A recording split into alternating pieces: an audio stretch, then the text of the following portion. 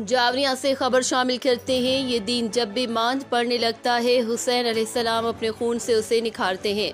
ये कलाम writer club Sargodha की ज़ेर एहतमाम होने वाली महफिल मसालमा में पढ़ा गया।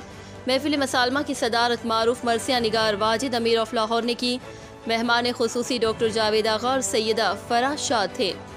महफिल मसालमा में शोरा कराम प्रोफेसर यूसुफ खालिद, डॉक्टर आसिफ राज, प्रोफेसर अजोर शिराजी, सैयद दाइम शिराजी, प्रोफेसर मुर्तज़ा अहसन, मोहतरमा मुनज़्ज़ा गोइंदी, डॉक्टर ज़फ़र अब्बास, रमीज़ नकवी ने अपना कलाम पेश किया, जिसमें हज़रत आली मकाम रज़ी अल्लाह ताला अन्हो की लाजवाल कुर्बानियों को ज़बरदस्त अल्फाज में खराज अकीदत पेश किया गया और हाज़रीन ने महफिल से खूब दाद वसूल की।